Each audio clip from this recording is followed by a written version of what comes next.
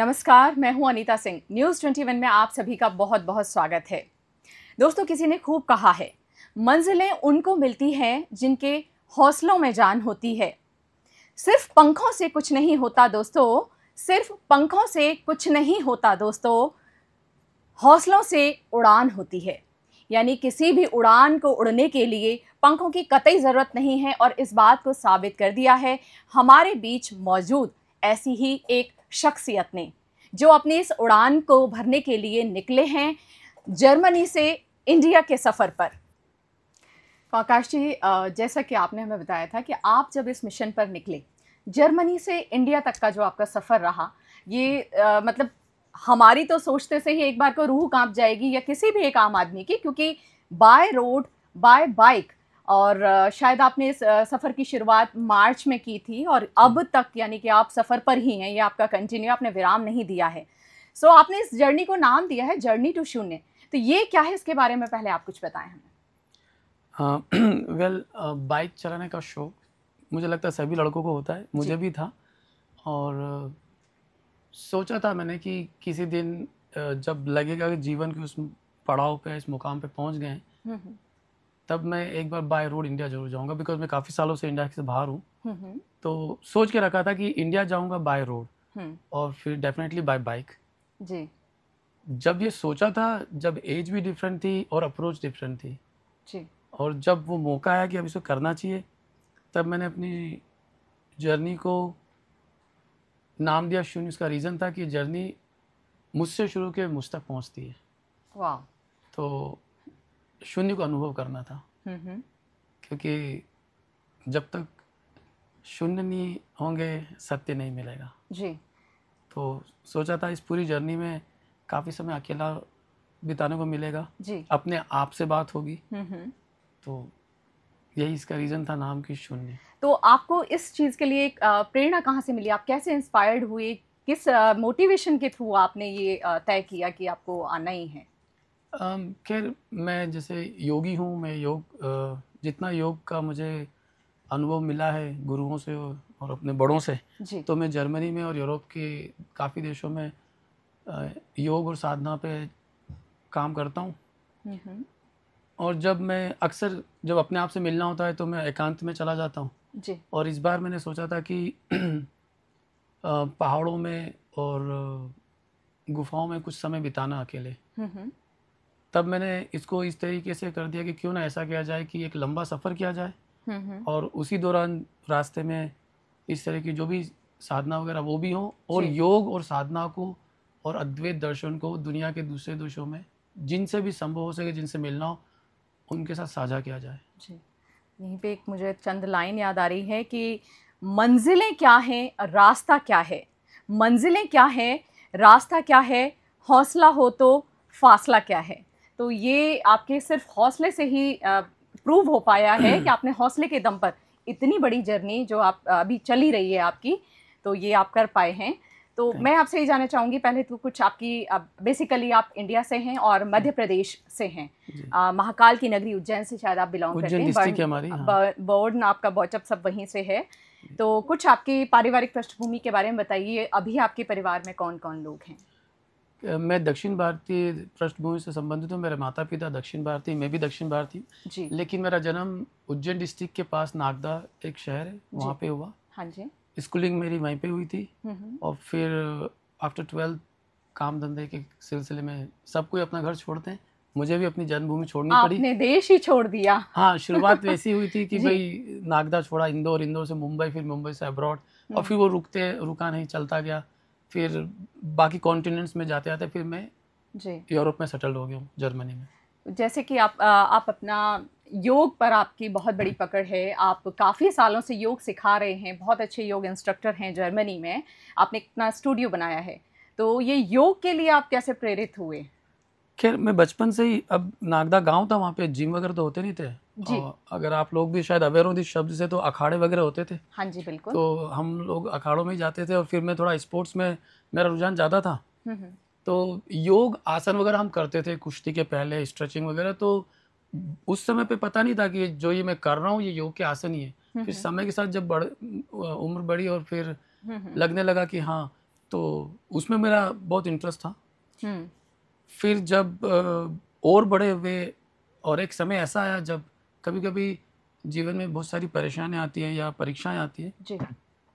तो दो रास्ते होते हैं, एक बाहर की तरफ भागता है और कोई अंदर की तरफ भागता है। और शायद ये परमात्मा का आशीर्वाद था कि मुझे अंदर जाने की भूख लगी। तो फिर मैंने योग और साधना के ऊपर ज़्यादा ध्यान देना शुरू किया, उसे सीखना शुरू किया। और फिर आज मैं उसी को आगे बढ़ा रहा हूँ। मैं सिखाता नहीं हूँ, मैं साझा करता हूँ, क्योंकि सिखाने के लिए आपका टाइटल गुरु होना चाहिए, टीचर। एंड मैं नहीं मानता कि मैं गुरु या टीचर हूँ, तो मैं सिर्फ साझा करता हूँ जो मेरे पास है। बड़ी सोच है कि आप जो भी आपने सीखा है आप उसे बांट रहे हैं, सब लोगों में, जन जन में फैला रहे हैं, और ये बहुत बड़ी सेवा है। यानी कि आप अपने आप को वो दर्जा भी नहीं देना चाह रहे हैं। बेसिकली जो भी सिखाने वाला होता है गुरु ही कहलाता है, लेकिन आप अपने आप को बहुत, मैं स्टूडेंट हूं, मैं अभी सीख रहा हूँ। ऑब्वियस सी बात है कि जीवन भर कुछ ना कुछ इंसान सीखता ही रहता है, तो ये बहुत बड़ी चीज़ है। सोच आपकी बहुत अच्छी है। तो अब आप मुझे ये बताइए कि आपने कितने देशों से आपने होकर आप निकले हैं, अपने सफ़र को पूरा किया है? मैंने शुरुआत की थी जर्मनी, जहाँ मैं रहता हूँ अपने घर से। पहला देश था चेक रिपब्लिक, फिर वहाँ से मेरा नेक्स्ट था ऑस्ट्रिया जी, ऑस्ट्रिया से स्लोवेनिया, क्रोएशिया, बोस्निया से मैं गया था मोंटेनेग्रो जी, उसके बाद नॉर्थ मैसेडोनिया, अल्बानिया, और फिर आई थिंक ग्रीस जी, और अभी कुछ याद भी नहीं होंगे पर देखना पड़ेगा लिस्ट में। और फिर यूरोप, ग्रीस के बाद एंड हो गया था यूरोप के बहुत सारे देश। और कभी कभी ये होता है जब यूरोप में आप ट्रेवल करते हैं एक देश से दूसरे देश, या कभी कभी एक ही देश में जब ट्रेवल करते हैं तो आपको दूसरी देश की सीमा से होकर जाना पड़ता है। लाइक फॉर एग्जांपल जर्मनी में अगर आप हैम्बर्ग से अगर साउथ जर्मनी जा रहे हैं तो बीच में आप ऑस्ट्रिया को क्रॉस करेंगे ही करेंगे, हाईवे से ही होके जाता है। तो कई बार आप बहुत सारे देशों से गुजर जाते हैं। तो मैंने सारे यूरोप के देश क्रॉस किए थे और लास्ट ग्रीस था। और ग्रीस के बाद मैं एंटर हुआ टर्की में, और टर्की आधा टर्की से एशिया शुरू हो जाता है, आधा इस्तांबुल टर्की का यूरोप में माना जाता है, और एक ब्रिज है उसके ऊपर लिखा होता है वेलकम टू एशिया। ओके, तो फिर वहाँ से मैं एशिया में एंटर हुआ टर्की से जी। फिर एशिया के बाद टर्की से मैं ईरान गया, और ईरान से मुझे आना था ताफ्तान बॉर्डर होते हुए पाकिस्तान, लेकिन उस दौरान ईरान और पाकिस्तान के कुछ पॉलिटिकल इशू चल रहे थे, उनमें वॉर हो गई थी। तब फिर मुझे अपना रूट बदलना पड़ा और फिर मुझे पूरा ईरान क्रॉस करके गल्फ होते हुए पाकिस्तान आना पड़ा। आपने जो ये सफ़र शुरू किया तो तब से, यानी कि इन बिटवीन मार्च में आपने स्टार्ट किया था ये, 8 मार्च शिवरात्रि का दिन था। 8 मार्च शिवरात्रि के दिन से बहुत अच्छा दिन चुना आपने अपने सफ़र की शुरुआत के लिए। और हम आपको बता दें कि सफ़र का जो ये अंत करने वाले ये भी महाकाल की नगरी में ही जाकर करेंगे, यानी शिव से शुरू हुआ है और शिव पर ही जाकर विराम लगने वाला है। तो वाकई में ये शून्य से शून्य तक की जर्नी हो गई एक तरह से आपकी।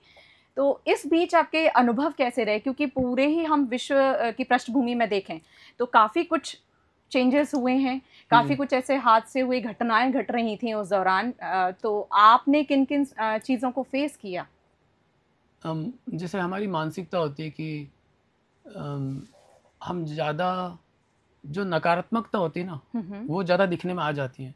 जैसे मुझे इसी दौरान एक सूफी मिले थे जी, उन्होंने कहा था कि अगर एक थाली में आधा किलो मिठाई और आधा किलो गंदगी, जबकि दोनों की मात्रा बराबर है, उसको मिक्स करके रख दिया जाए, आप 100 लोगों से पूछेंगे तो उनका ध्यान गंदगी की तरफ जाता है, जबकि दोनों मिक्स हैं, दोनों की क्वांटिटी बराबर। कोई ये नहीं बोलेगा इसमें आधा गंदा है और आधा अच्छा है।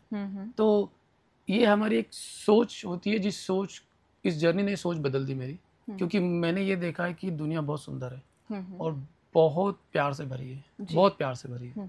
क्योंकि ये अनुभव में कई ऐसे मौके आए थे जहाँ पे लगा था कि जर्नी अब रुक जाएगी, एंड हो जाएगी।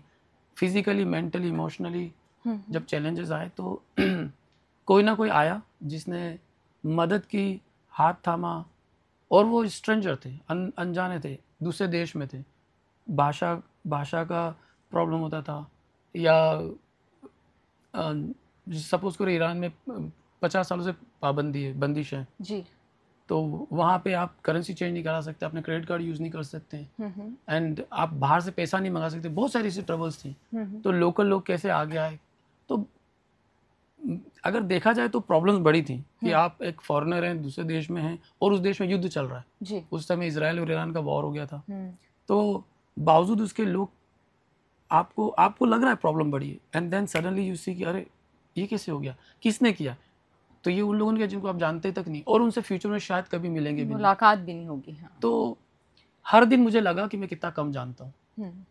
हर दिन मुझे ये लगा कि मैं बहुत कम जानता हूँ, पर जो देख रहा था वो बड़ा सुंदर था, बहुत सुंदर था। जी बिल्कुल। यहाँ एक बात और लाइन याद आ जाती है कि भंवर से कैसे बच पाया किसी पतवार से पूछो, भंवर से कैसे बच पाया किसी पतवार से पूछो, हमारा हौसला पूछो तो फिर मझदार से पूछो। यानी कि आपके इस सफ़र की गवाही तो सिर्फ वो रास्ते ही दे सकते हैं, वो नदियाँ, वो पहाड़, वो झरने, या वो चंद लोग ही दे सकते हैं कि जिन्होंने आपको देखा हो आपके उस सफ़र के दौरान। तो अब इस दौरान आप ये बताएं कि सबसे अच्छा अनुभव आपका क्या रहा? आपने बहुत सारे देशों को क्रॉस किया है, तो सबसे ज़्यादा आपको किस चीज़ ने इम्प्रेस किया? सबसे ज़्यादा ईरान में मुझे बड़ा इम्प्रेस किया। जी। जैसे मैंने बताया कि ईरान पॉलिटिकली 50 सालों से अंतर्राष्ट्रीय पाबंदी को झेल रहा है। उनके यहाँ पे इंटरनली बहुत सारे प्रॉब्लम चल रहे हैं जो उनके देश के अपने व्यक्तिगत हैं। तो जिंदा दिली और मेहमान नवाजी वो मैंने वहाँ देखी। कई बार ऐसा हुआ कि पेट्रोल पंप से मुझे पैसे नहीं लेते थे कि आप हमारे मेहमान हैं। अच्छा। और रास्ते में अमीर गरीब कोई भी हो, वो रुक के, मैं कहीं ब्रेक ले रहा होता था या कहीं मैं रास्ते में होता था तो मुझे रुक के चाय कॉफ़ी दे के जाते थे। मौसम ठंडा था तो, और नॉट ओनली दिस, वो इंसिस्ट करते थे कि आज रात आप हमारे घर पे रुक जाइए। अच्छा। हाँ, और मैं पूरे ईरान में जी काफ़ी दिन लोगों के घर रुका। अच्छा, यहाँ पे एक चीज़ और सीखी कि एक डाउट आता है ना कि यार इसके साथ जाना सेफ होगा क्योंकि रास्ता लोग रहते हैं, पूरा अंधेरा रास्ता है, हैं। रास्ता अंधेरा है, ये बंदा बोल रहा मुझे फॉलो करो और कम से कम 20 किलोमीटर जाना है, रास्ता डार्क है, कोई भी नहीं है। बट आप ऐसी सिचुएशन में होते हो कि जहाँ आपके पास दूसरी चॉइस नहीं होती, ऊपर मिसाइलें चल रही हैं, आप वॉर में हो, आपके पास क्या चॉइस है? तो फिर आप बोलते हो ठीक है लेट्स डू इट। तो मैं गया लोगों के साथ, मेरे पास चॉइस भी नहीं थी और इस पूरी ईरान तक पहुंचते पहुंचते मन का वो डाउट जा चुका था। एक्चुअली मुझे लगता था कि सब कुछ पूर्व निर्धारित है, सब कुछ पहले से डिसाइडेड है, तो अगर कुछ अनिष्ट होना है तो उसे कोई टाल नहीं सकता है, और अगर अनिष्ट नहीं होना है जी तो फिर है ही। तो मैं लोगों के घर रुका हूँ और जब वहाँ रुका तो बातचीत हुई, इंट्रैक्शन हुआ, तो पता चला कि मेरे को थोड़ा बहुत योग करना आता है। तो उन्होंने, और ईरानी लोग बड़े ओपन इस चीज़ में, हमने योग किया, साधना की और दर्शन पे बात की, अद्वैत पे बात की। फिर धीरे धीरे धीरे भीड़ बढ़ने लगी तो काफ़ी लोगों के साथ योग साधना करी। आप अपनी इस कला को भी मतलब सब जगह फैलाते बांटते हुए आए हैं लोगों के बीच, लोगों ने इसे पसंद किया है, जुड़ने का प्रयास किया किसी ना किसी रूप में। अच्छी बात है, ये उनके पास आपकी कुछ अमिट यादें रहेंगी। तो अब कुछ ऐसी भी चीज़ें रही होंगी आकाश जी आपकी इस पूरी जर्नी के दौरान कि जिन्होंने आपको अंदर से पूरी तरह से झकझोर दिया होगा, या कोई ऐसा ख्याल आया होगा कि शायद ही अब पता नहीं क्या होने वाला हो, या आप अकेले रास्तों पर जब चल रहे थे तो कहीं ना कहीं कोई डर, कुछ ऐसा जिसने आपको थोड़ा सा कभी हिलाया हो अंदर से? मेरी अपनी व्यक्तिगत खोज है डर के मामले में जी, कि अगर कोई व्यक्ति ये बोलता है कि मुझे डर नहीं लगता तो असल में वो सबसे ज़्यादा भयभीत इंसान है। जैसे हमारे फ़ोन में कुछ ऐप्स होते हैं जिसे आप डिलीट नहीं कर सकते, वो इनबिल्ट होते हैं, वैसे ही हमारे अंदर भी इस भौतिक शरीर में कुछ ऐप्स हैं, डर, खुशी, गुस्सा, ये कुछ ऐसी चीज़ें हैं जिनको आप डिनाई नहीं कर सकते, पर इन्हें देखा जा सकता है, इन्हें समझा जा सकता है। तो डर लगना स्वाभाविक चीज़ है। तो जैसे मैं टर्की के जो पहाड़ों में था, कैनियन, डार्क कैनियन में था, तो वहाँ पे लगता था कि आज शाम सूरज ढलने के पहले मुझे इस पहाड़ को पार करना है। तो जिस स्पीड से मैं चल रहा हूँ और मुझे नहीं पता कि अगले मोड़ पे मेरा क्या इंतज़ार करी। प्रकृति बहुत विशाल और बहुत परे, मानव सोच से बहुत परे, बहुत बड़ी है, और जब भी मानव प्रकृति से खेलता है वो समय समय पर उसका रिजल्ट भी दिखा देती है। बिल्कुल बिल्कुल। तो मैं जब सोचता था कि मुझे आज शाम सूर्यास्त के पहले तक इस पहाड़ को पार करना है, अगले ही मोड़ पे कुछ ऐसा हो जाता था कि अब रात मुझे वहीं सोनी है, रात में हो सकता बर्फ़ पड़ जाए, माइनस तक चला जाए टेम्परेचर। तो ये चीज़ें होती थी। और फिर उन्हीं पहाड़ों में एक बार मेरा एक्सीडेंट हुआ था जी। तो मेरी गाड़ी जो थी वो 45 डिग्री एंगल पे मैं ऊपर लेके जा रहा था और पहियों के नीचे पत्थर आ गए थे, तो गाड़ी थोड़ी रिवर्स हुई और पीछे नदी का किनारा था, बहुत पतली सी सड़क थी, तो पिछला टायर ऑलमोस्ट नदी के किनारे पे आ गया था। और चॉइस यही थी कि एक छोटी सी गलती होगी और मैं पूरी बाइक के साथ नदी में जाऊंगा, क्योंकि बाइक का वजन बहुत ज़्यादा है जी। जब वो फुल्ली लोडेड होती है तो ऑलमोस्ट 400 kg का वेट होता है।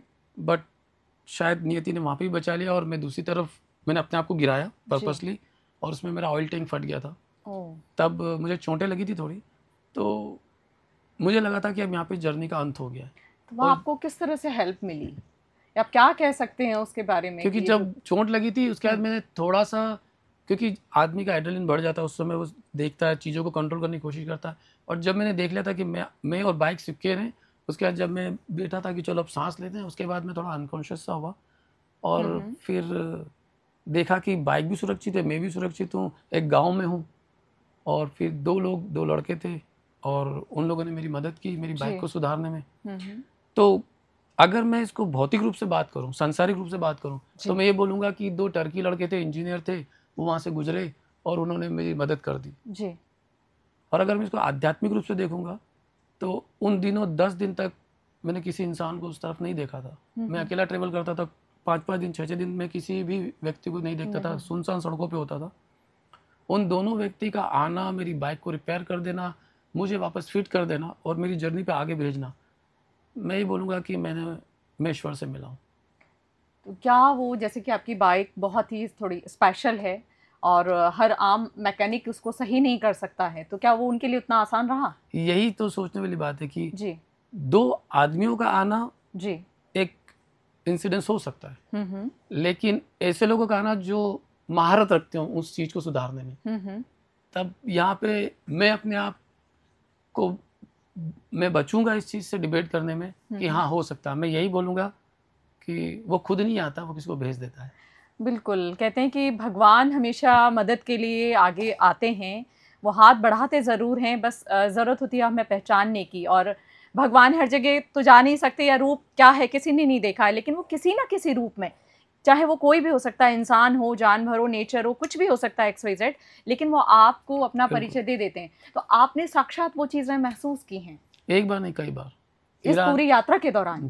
जी। ईरान में भी जब ये डिक्लेयर हो गया था कि अब ईरान ने इजराइल पे अटैक कर दिया है, हाँ, और इजराइल भी अटैक कर सकता है, तो मेरे पास ये था कि मुझे पूरा ईरान क्रॉस करना है, क्योंकि अगर आप वॉर में फंस गए तो आप एक पर्पस से निकले, आपने एक जर्नी रखी है। तो तब जैसे आपने भाई का पूछा था, तो डर था कि यार ये इससे पहले कि युद्ध बढ़ जाए, क्योंकि उधर ऑलरेडी इजराइल और फलस्तीन का वॉर चल रहा है। जी, हाँ जी। और तो मुझे लगा था कि ये वॉर अगर ज़्यादा बड़ी होती है तो फिर मैं ईरान में ही अटक जाऊंगा और मुझे इससे पहले ईरान छोड़ना है। तो जब मैं ईरान से निकलने की कोशिश कर रहा था तो उस समय फिर बाइक में कुछ इश्यू आए थे टेक्निकल जी।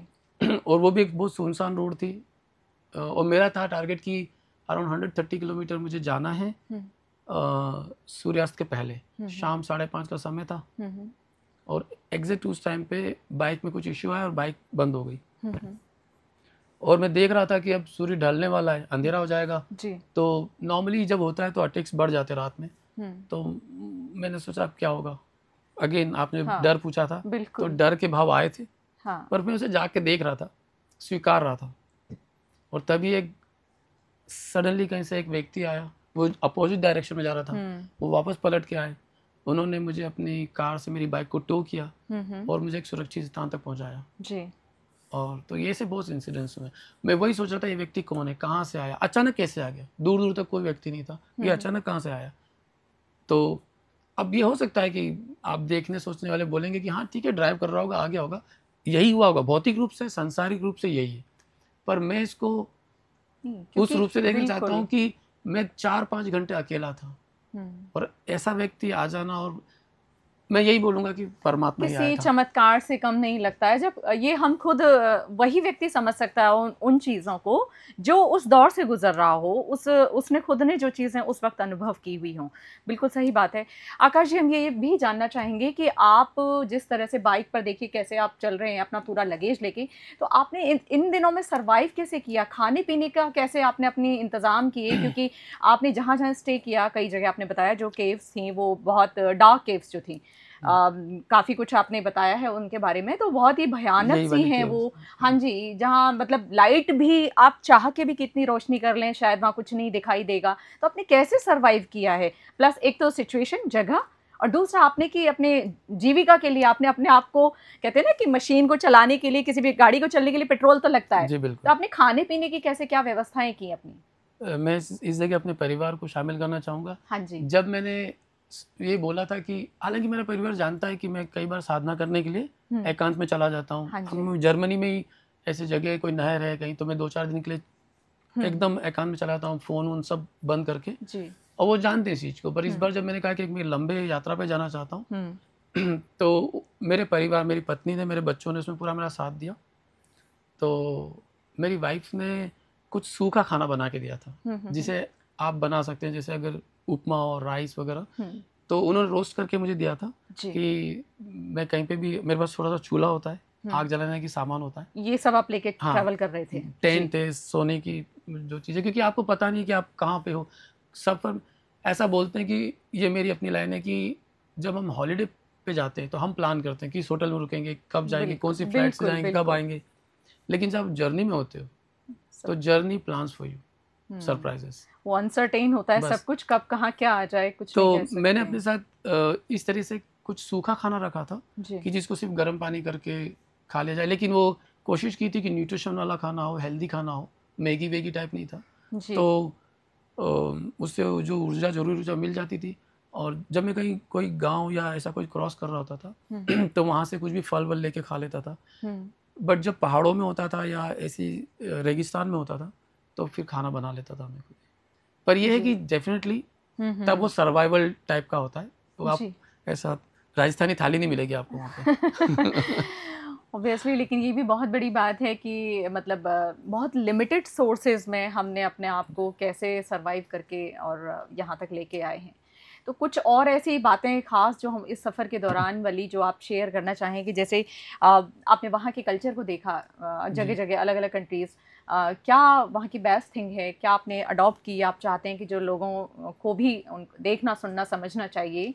और उसके अलावा जैसे कि आप जब निकल कर आए वहाँ से तो हर जगह आपके साथ लैंग्वेज का भी इशू रहा होगा, तो आपने किस तरीके से हर चीज़ को संभाला? यूरोप जब मैं क्रॉस कर रहा था तो यूरोप का हर देश, उनकी अपनी एक भाषा है और वो अपनी भाषा को बहुत सम्मान देते हैं। उनको इंग्लिश आती हो या नहीं आती हो, वो पहले अपनी ही भाषा में बात करेंगे आपसे। बट यूरोप में एक प्लस पॉइंट ये है कि बहुत सारे देशों में जर्मन भाषा बोली जाती है जी। तो मुझे जर्मन आती बोलनी, तो उसका मुझे एडवांटेज मिला यूरोप तक जी। बस जब मैं टर्की में गया तो जहाँ इंग्लिश से काम चल सकता इंग्लिश से, और जब गाँव से गुजरता था तो वहाँ के लोगों को इंग्लिश नहीं आती थी, तो ट्रांसलेशन ऐप वगैरह से काम चला लेते थे, या कभी कभी साइन लैंग्वेज से, इंटरनेट नहीं होता था तो साइन लैंग्वेज से, क्योंकि भावनाएं और भावभंगिमाएं वो ज़्यादा असर करती है। बिल्कुल बिल्कुल। कहते हैं कि मौन की भी भाषा अपनी अलग होती है, और मौन भी आपका जो चेहरे की भावभंगिमाएं होती हैं वो भी काफ़ी कुछ कह देते हैं, वो अनकही ज़ुबान होते हैं। बिल्कुल। इस दौरान जब जहाँ आप कनेक्टिविटी में नहीं थे, नेट नहीं था या फ़ोन का नेटवर्क कुछ भी नहीं अवेलेबल था, तो घर वालों से आप कैसे कांटेक्ट कर पाए, या कितना, कई बार गैप भी आया होगा, उनकी भी चिंताएं बढ़ी होंगी? मैं कोशिश करता था कि रोज उनको कांटेक्ट करके बताऊं मैं सुरक्षित हूँ, और कभी कभी जब ऐसा होता था कि भाई मैं इंटरनेट नहीं होगा कुछ दिनों तक, तो मेरे बेटे ने जीपीएस लगा रखा मेरी बाइक में जी। तो वो जीपीएस से मुझे देखता था कि हाँ भाई पापा सुरक्षित हैं, और मैं भी जब कभी कहीं साधना के लिए बैठा हूँ या ऐसा कुछ है तो मैं बाइक को आगे पीछे थोड़ा करता रहता था, ताकि उन्हें लगे कि हाँ भाई सब कुछ अंडर कंट्रोल है, सब सुरक्षित है जी। तो बिल्कुल बिल्कुल, कहते हैं कि फैमिली के सपोर्ट के बिना ये सब पॉसिबल नहीं है, तो क्या पूरी फैमिली का आपको सपोर्ट मिला आपकी इस यात्रा के लिए? बिल्कुल बिल्कुल, मेरी वाइफ ने पूरी मेरी जर्नी में उन्होंने काफ़ी साथ दिया है। हाँ जी। मेरे बेटे ने वो 17 साल के हैं, लेकिन वो चूँकि यूरोप में उसको कैंपिंग और टेंट वगैरह और सर्वाइवल कैंप में वो यूरोप के बच्चे बहुत जाते हैं, तो उसने भी मुझे काफ़ी गाइड किया। Although he is my son, but उसने मुझे काफ़ी गाइड किया कि पापा आप ये लेके जाना, ये अभी नया आया है। यू नो कि पुराने लोग जो होते थे वो गैस का लेके चलते थे, चूल्हा छोटा सा।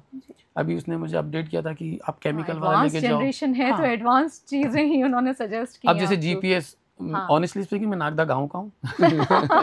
तो ये सभी गांव से ही निकले हैं, गांव से धीरे-धीरे शहर बने हैं। And I am very comfortable with this कि चलो ठीक है, नियति ने या रोजी रोटी ने कहीं भेज दिया है, पर मुझे अपनी जड़ें याद है और मैं अपनी जड़ कभी नहीं भूलूंगा कि मैं कहाँ से आया हूँ और मैं कौन हूँ। तो पर मेरा बेटा बाहर पैदा बड़ा बड़ा है, तो ही इज़ हाईटेक, तो उसने मुझे कुछ टेक्नोलॉजी थिंग में सपोर्ट किया था, तो फैमिली के सपोर्ट के बिना ये नहीं हो सकता था। कुछ और ऐसी अड़चनें आई आपके साथ, कुछ और ऐसे एक्सपीरियंसेस जो आप चाहते हैं कि आप हमसे शेयर करें, आप साझा करें, कि जिन्होंने आप मतलब आपके कहते हैं ना कि इंसान की किसी मोड़ पर आकर सोच बिल्कुल बदल जाती है, आपका नज़रिया एकदम बदल जाता है, कि ऐसी कोई ख़ास बात हुई हो इस ट्रिप के दौरान? एक चीज़ हुई थी कि जब आप कोई चीज़ पढ़ते सुनते हैं, अब मैं योग पे बात करता हूँ, योग साझा करता हूँ, ध्यान की पद्धतियों पे बात करता हूँ, ये मेरा काम है यूरोप में। तो ये बोलना बहुत आसान होता है जब कंफर्ट जोन में होते हैं कि अपने गुस्से पे कंट्रोल करो, गुस्से को देखो और अपने पे काम करो। ये सारी चीज़ें बहुत आसान होती है बोलना कि आप क्योंकि उस कंफर्ट जोन में और आपको कोई सुन रहा है। लेकिन जब आप उससे गुजर रहे होते हैं, तो इसीलिए मैंने इसको नाम दिया था जर्नी शून्य, क्योंकि ये मेरे से मुझ तक पहुँचने की जर्नी थी। तो मैंने बहुत आसानी से अपने मुखौटों को देखा कि जैसी थोड़ी विषम परिस्थितियाँ आई, तो जैसे मुझे शाम तक निकलना है, शाम तक वो और बढ़ जाएगी, 130 किलोमीटर का रास्ता भी बाकी है और बाइक का खराब हो जाना।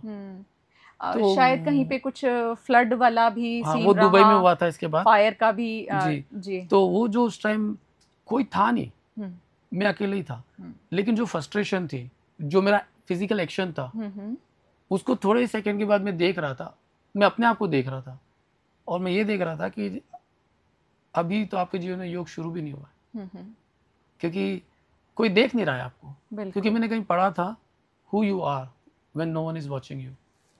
तो जब आपको कोई नहीं देख रहा होता है तब आप क्या हो। और उस दिन मैं अपने आप को देख रहा था कि अभी तो बहुत योग सीखना है, इसलिए मैं बोलता हूँ मैं योग का स्टूडेंट हूँ। और जब मैं वहाँ से ईरान से बच बुचा के जैसे दुबई पहुंचा, तो वहाँ पे बाढ़ आ गई थी। तो उस दौरान भी काफ़ी कुछ देखने सुनने को मिला कि आप हर दिन कुछ सीख रहे थे। जैसे मैंने हर दिन लगता था कि हम कितने छोटे हैं, प्रकृति कितनी बड़ी है, या हमें कितना कम पता है, बहुत कम पता है हमें। यानी कि मंजिलें भी ज़िद्दी हैं और रास्ते भी ज़िद्दी हैं, देखते हैं कल क्या हो, हौसले भी ज़िद्दी हैं। तो आपकी जो ज़िद है, आगे आप इसे कहाँ जाकर विराम देंगे और अभी कहाँ से कहाँ तक का सफ़र तय करना बाकी है? खैर मैं इसको स्वीकृति बोलूँगा, जिद नहीं, क्योंकि ये खुद से जिद होती है कि हाँ, मतलब मैं कहने का वही तात्पर्य है। मैंने नेचुरल सी बात है, मैंने कहा ना, जब ये शुरुआत हुई थी, ठाना है, जब शुरुआत हुई थी तब ये जिद थी। हाँ जी। और फिर प्रकृति ने मुझे बता दिया मेरी हैसियत कि मैं कितना छोटा हूँ, तब फिर मैंने सरेंडर कर दिया। स्वीकृति, इसको मैं स्वीकृति बोलूँगा कि अब जो तेरी मर्जी उसमें मैं राजी। बिल्कुल बिल्कुल। तो अभी यही है कि मैं इसको महाकाल की नगरी उज्जैन में विराम दूंगा जी, और उसके बाद फिर ये जर्नी एंड हो जाएगी। तो अभी मैं जयपुर राजस्थान से फिर मैं मध्य प्रदेश और इसको विराम दूंगा। फिर आप वापस जर्मनी के लिए चले जाएंगे। अच्छा, तो और कुछ ऐसी चीज़ें हैं जो आज हमारी युवा पीढ़ी है, आप उनके लिए क्या ऐसा कोई मैसेज देना चाहेंगे? क्योंकि आपने बहुत यंग एज में योग से आप जुड़े थे, तो ऐसा कुछ मैसेज कि लोगों को जो मोटिवेट करे हमारी युवा पीढ़ी को। जो मैंने सीखा योग से और जो मैं सीख रहा हूँ रोज साधना से, कि जब तक आप अपने नहीं होंगे आप किसी के नहीं हो सकते। आप ये भ्रम पाल सकते हैं कि ठीक है मैं एक अच्छा पिता हूँ, अच्छा पुत्र हूँ, अच्छा भाई हूँ या अच्छी पुत्री हूँ, पत्नी हूँ। आप जब तक अपने आप से दूर हैं आप सिर्फ भ्रम में जी रहे हैं। आप इसलिए ये सब कर रहे हैं क्योंकि आप इंडोर्समेंट चाहते हैं कि लोग आपको अच्छा बोलें। मुझे पता है बहुत सारे लोग इससे अग्री नहीं करेंगे मुझसे अभी, तो मेरा मैसेज यही है कि आप अपने आप से मिलें, मीट योरसेल्फ और ये तभी संभव हो सकता है जब आप साधना करेंगे, ध्यान लगाएंगे। मैं योगी हूँ तो मैं यही बात बोलूँगा कि आप अपने आप से मिलें और जीवन को समझें। योग पर जब बात चली रही है तो क्योंकि आज का जो हमारा टाइम है, जो इतना पेंडेमिक दौर से हम लोग सभी गुजरे हैं, पूरा विश्व गुजरा है, तो योग और जितना भी आप हेल्थ के लिए आप कुछ कर पाएँ ये सब बहुत ही ज़रूरी है। तो ये कितना ज़्यादा रिलेट करता है, कितना ज़रूरी है, या किन चीज़ों पे आप रूटीन में आप इंसान कोई क्या कर सकता है जो अपने आप को थोड़ा सा फिट एंड फाइन रख सके? देखिए, ये मेरा व्यक्तिगत अनुभव बता रहा हूँ कि अगर मैं योग नहीं कर रहा होता तो ये जर्नी इतनी आसान नहीं होती, क्योंकि मैंने 13,000 किलोमीटर का सफ़र किया और दिन में 1,000 किलोमीटर गाड़ी चलाई है।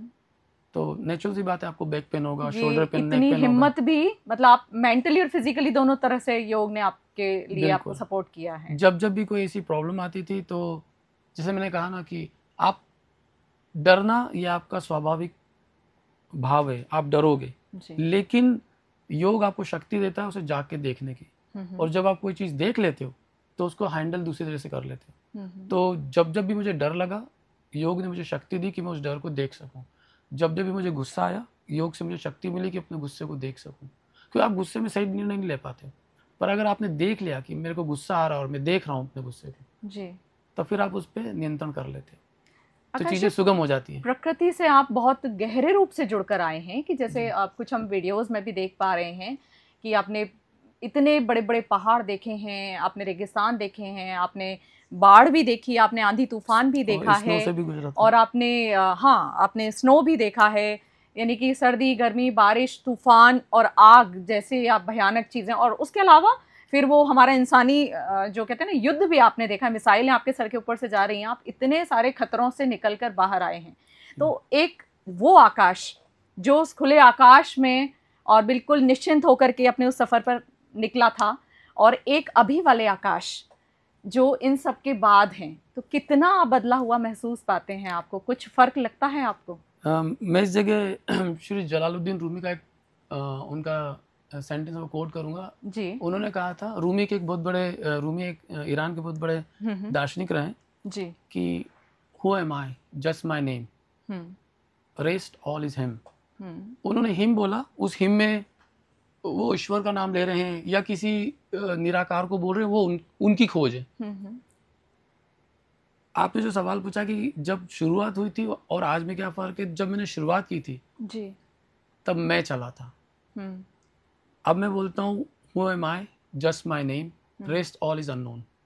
मुझे बहुत खूब अब कुछ नहीं पता अपने बारे में। अगर आप मुझसे पूछेंगे अपने बारे में बताइए, तो माँ बाप का दिया हुआ नाम है, उसके अलावा कुछ भी नहीं है। अगर मैं कुछ एक्सप्लेन भी करूँगा कि मैं ये हूँ, मैं वहाँ रहता हूँ, मेरी पत्नी, मेरे बच्चे, मेरे दोस्त, ये सब सत्य से परे, ये भौतिक, फिर बाद में भौतिक ही करूँगा। तो जब मैं चला था तो मेरे पास एक लंबा बायोडाटा था मेरा, अब मेरे पास सिवाय नाम के कुछ नहीं, और वो भी उधार का है, माता पिता ने दिया है। तो मेरी सेंटेंस है कि who am I, just my name, rest all is unknown. Really great thought. यहाँ मैं कहना चाहूँगी कि ना थपके कभी पैर, ना कभी हिम्मत हारी है, हौसला है ज़िंदगी में कुछ कर दिखाने का, इसलिए अभी भी सफ़र जारी है। तो ये आपका सफ़र ऐसे ही जारी रहे। हम सभी आपको बहुत बहुत शुभकामनाएं देते हैं। हमारी पूरी टीम, न्यूज़ 21 की टीम की तरफ से आपको बहुत बहुत शुभकामनाएं। आप ऐसे ही मतलब ये हमारे लिए सौभाग्य की बात है कि आप जैसे शख्सियत, और मैं कोई इसमें अतिशयोक्ति या इस तरह से नहीं कर रही हूँ, क्योंकि वाकई में जो आपने हिम्मत दिखाई है, जो आप में जो जज्बा है, आप जिस जज्बे के साथ आप निकले थे अपने सफ़र पर, हम सभी आपके उस जज्बे को सलाम करते हैं, प्रणाम करते हैं, और हम सभी की शुभकामनाएं आप ऐसे ही स्वस्थ रहें, मस्त रहें, हंसते रहें और योग से जुड़े रहें। लोगों को भी उससे जोड़कर आप अपनी इस संस्कृति को, अपनी इस कला को चारों तरफ फैलाते रहें, और हमारे देश का, हमारे राज्य का, अपने राज्य का नाम रोशन करते रहें। ऐसी हम सभी की शुभकामनाएं हैं। आपका आने के लिए बहुत बहुत शुक्रिया। बहुत बहुत थैंक यू।